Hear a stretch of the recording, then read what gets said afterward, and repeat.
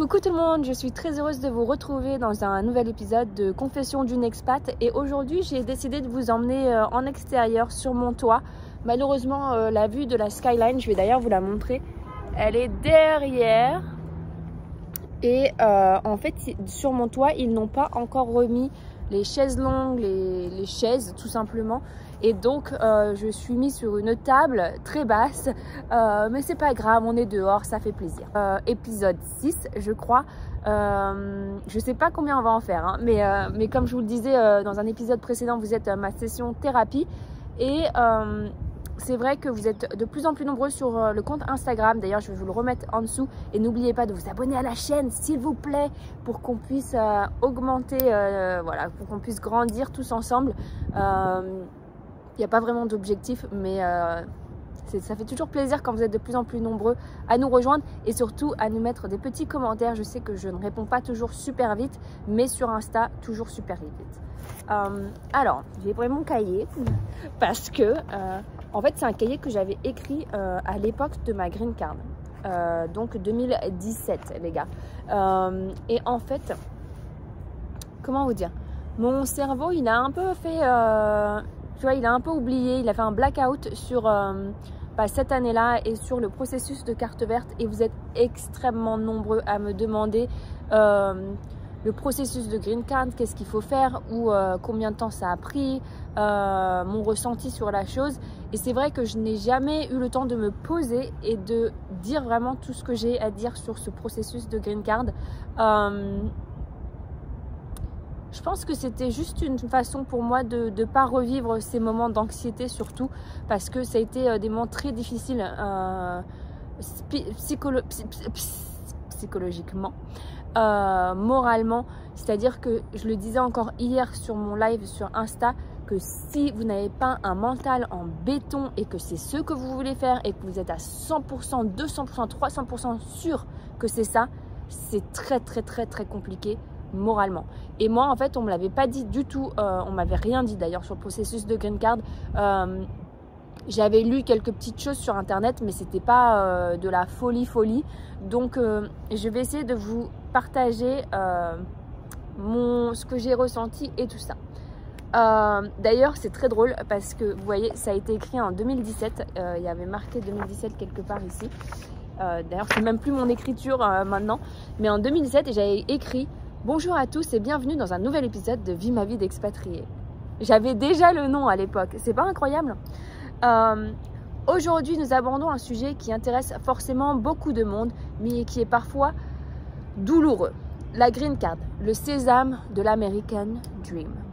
Je pense que quand j'avais écrit douloureux, c'était plus parce que effectivement j'avais le moral dans les chaussettes à l'époque. J'avais pas vu ma famille depuis plus de 2 ans et ça commençait à peser. Et c'est vrai que quand tu rentres en France ou quand tu parles de ton parcours aux États-Unis, dès que tu dis la green card et tout ça, les gens, tu sais, les yeux, il y a plein de petites étoiles et en mode ah ouais, la carte verte et tout, ça doit être trop bien, ça doit être facile de l'obtenir. Vous êtes d'ailleurs nombreux à m'envoyer des messages en mode quel job je pourrais faire pour obtenir la carte verte. Et je veux pas vous décourager dans vos démarches parce que c'est pas mon but. Tout le monde a le droit d'avoir son American Dream. Moi je l'ai bien eu, donc et je me sens pas forcément particulièrement différente des autres. Donc voilà. Mais il faut savoir que c'est très compliqué, très long. C'est très long. Et là j'en ai encore parmi vous qui en sont à attendre des mois et des mois et des mois pour obtenir juste un permis de travail. Donc voilà. Bref, j'ai obtenu ma green card en septembre 2016. Après presque plus de 1 an et demi d'attente, une attente longue avec beaucoup d'incertitudes et de contraintes. Alors quand je dis les contraintes, c'était de ne pas pouvoir sortir du territoire américain, de ne pas pouvoir travailler. Mais les gars, quand je vous dis que j'ai pas travaillé pendant 6 mois, mais financièrement, faut bien le vivre, hein. Et moi, j'étais pas prête pour ça parce qu'en fait, à l'époque, on m'avait dit pour obtenir mon permis de travail, ça serait 3 mois. Genre à partir du moment où vous avez les empreintes digitales faites, c'est 3 mois. Vous voyez que ça a été 6 mois. 6 mois à ne rien pouvoir faire. J'étais à la maison. Mon mari travaillait bien entendu, mais c'est un poids moralement parce que c'est une autre chose. On pourrait parler aussi de la finance dans un couple et tout ça. Mais être indépendante financièrement, c'était genre mon plus gros goal dans la vie. Et ça l'est toujours. Je ne veux pas dépendre de quelqu'un. Même si c'est mon mari et que je l'aime à la folie, on ne sait pas ce qui peut arriver dans le futur. Et donc, être indépendante financièrement, c'était mon plus gros goal dans la vie. Et là, c'est vrai qu'à l'époque, c'était impossible. C'était pas possible. Il n'y avait pas d'argent qui rentrait. Et tout l'argent que j'avais en saving, que j'avais mis de côté, sont partis dans les frais de la carte verte. Parce qu'il faut aussi savoir que la carte verte n'est pas gratuite. Hein. Non, non, non, bienvenue en Amérique. Donc voilà. Et les incertitudes, quand je dis incertitude, je pense que ça fait référence au fait que on m'avait dit que ça serait 5 mois, 6 mois et qu'on ne pouvait pas voyager. Et moi, à l'époque, j'essayais de prendre un billet d'avion pour essayer de rentrer à la maison parce que je m'étais mariée aux États-Unis sans ma famille. Enfin, j'avais ma famille proche, mais mes cousins, mes cousines, enfin bon, bref, toute la famille un peu plus éloignée n'avait pas pu participer à ça. Et je sais que ça avait heurté beaucoup de gens à l'époque parce que j'avais reçu des messages pas très sympathiques. Mais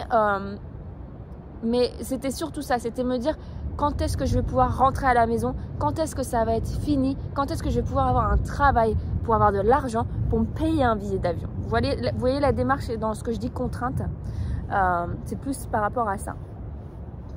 Alors, il faut savoir que lorsque vous demandez la green card, vous ne pouvez pas travailler pendant plusieurs mois. C'est ce que je viens de vous dire. J'ai dû laisser passer de nombreuses opportunités à cause de cela.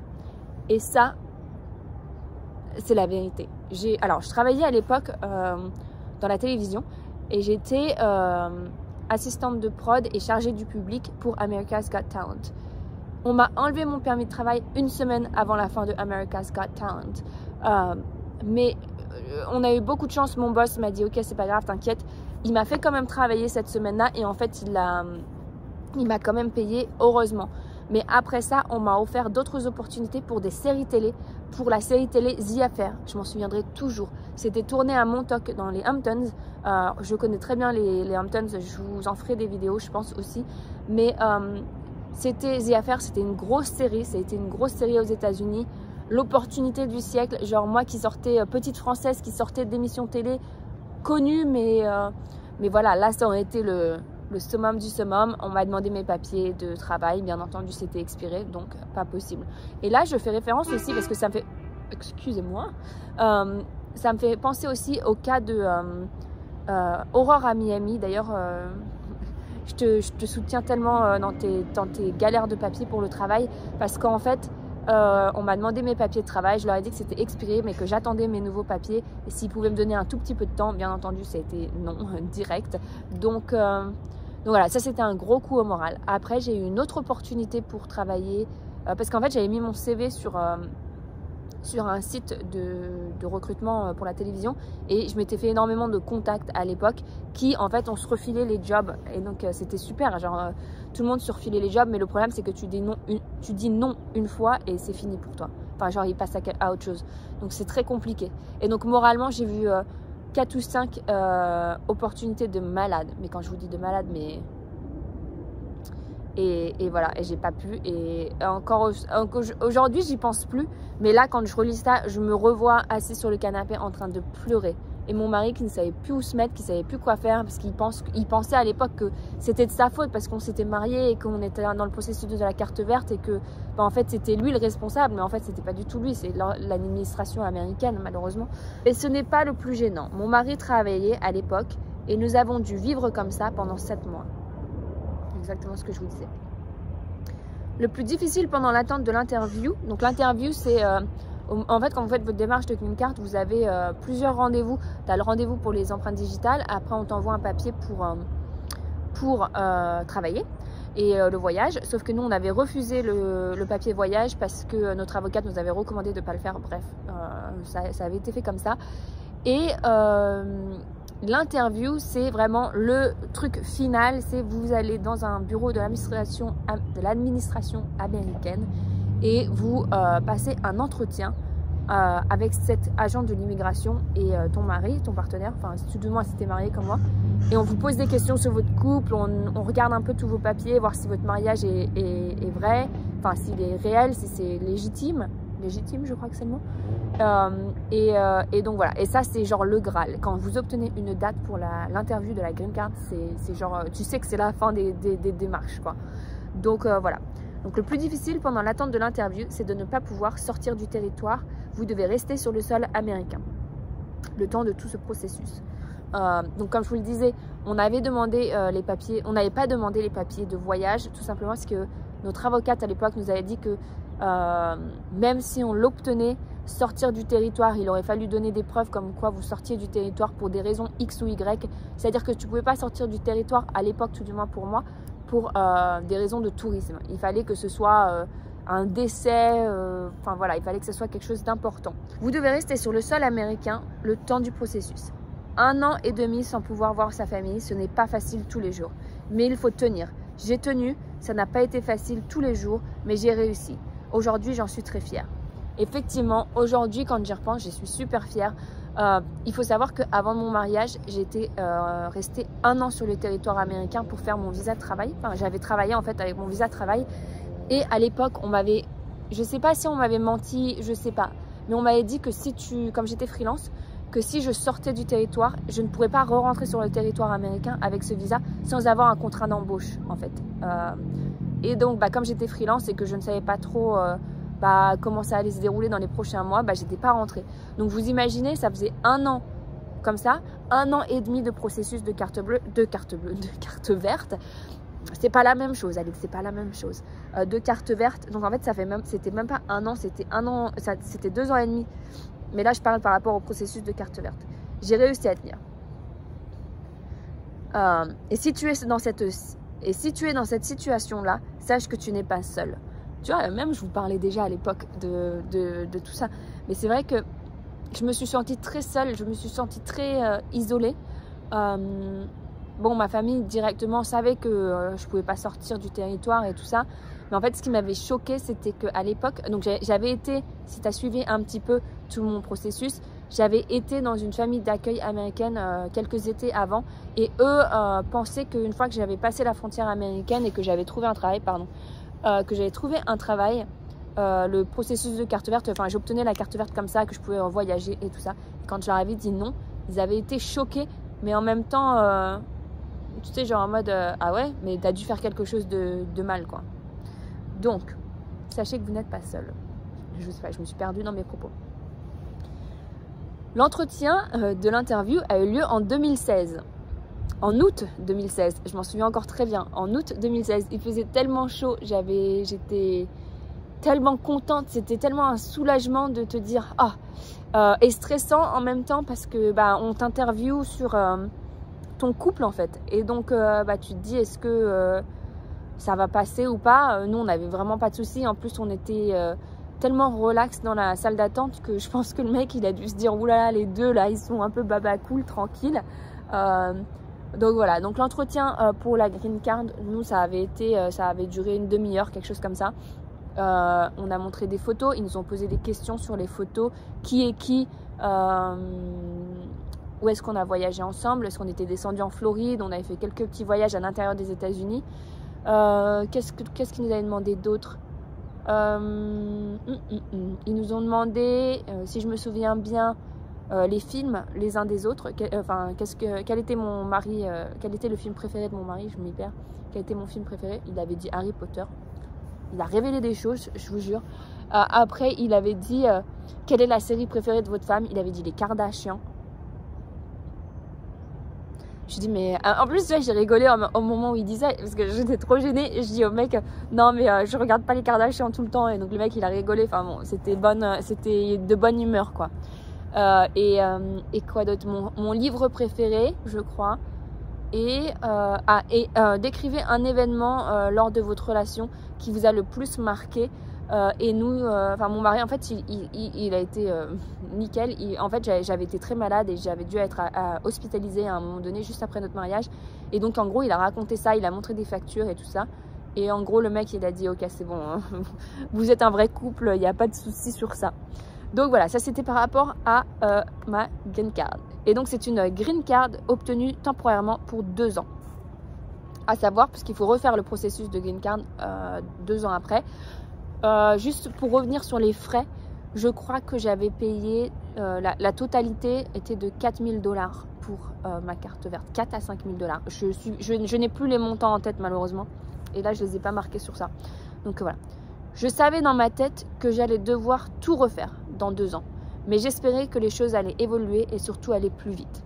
C'est vrai que quand on t'a la carte pendant 2 ans et après on te dit il va tout falloir recommencer, je me suis dit oulala, ça va être, je sais pas si je vais être capable de refaire ça, de rester 1 an et demi sans ma famille, de pas voyager et tout ça. Comme je vous l'expliquais hier dans le live aussi sur Insta, j'ai pu revoyager malgré cette période d'attente, mais ça n'a pas été sans sueur froide à plusieurs fois parce que j'avais été arrêtée plusieurs fois aux aéroports. Parce que mon papier, il ne le connaissait pas forcément et que souvent il croyait que c'était un faux papier de l'administration américaine, enfin en gros que c'était un fake. Donc voilà, mais j'ai pu revoyager en attendant ma carte verte de 10 ans qui a été renouvelée 2 ans après. Donc nous voilà aujourd'hui. J'ai rempli mon dossier de renouvellement de carte verte en juillet et nous sommes fin septembre. Je suis donc de nouveau interdite de sortir du territoire ou de travailler techniquement. Ça, travailler techniquement, je m'en souviens pas. Non, je crois que je pouvais encore travailler. Je sais plus. Ça, par contre, je sais plus. Mais j'avais fait mon renouvellement de carte verte et on m'avait dit que ça allait prendre quelques mois et au final, ça a pris des mois. C'était pendant l'administration Obama et je crois que j'ai été dans les derniers, fin septembre.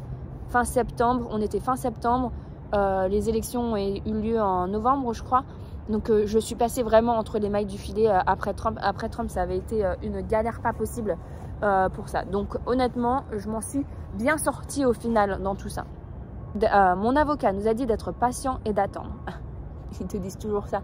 Be patient, it'll all be okay. You have a great case. Genre à chaque fois, elle me disait, vous avez un super dossier, vous inquiétez pas.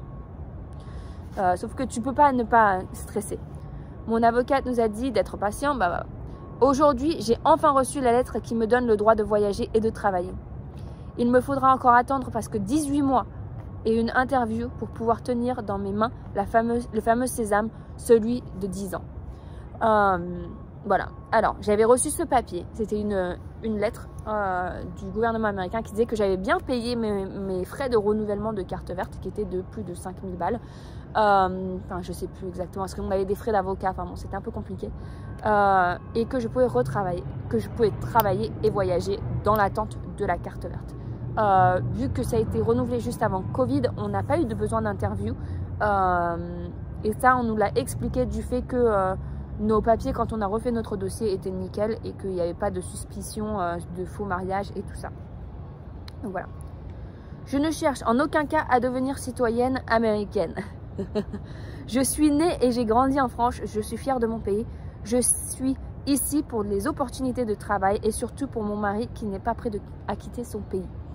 Ça a peut-être un peu changé depuis l'époque. Je ne cherche en aucun cas à devenir citoyenne américaine. Ça peut encore changer. Ça a encore changé. C'est dans les discussions, tout simplement pour des avantages administratifs, pour ne pas avoir à refaire la carte verte dans maintenant 9 ou 8 ans, je ne sais plus exactement.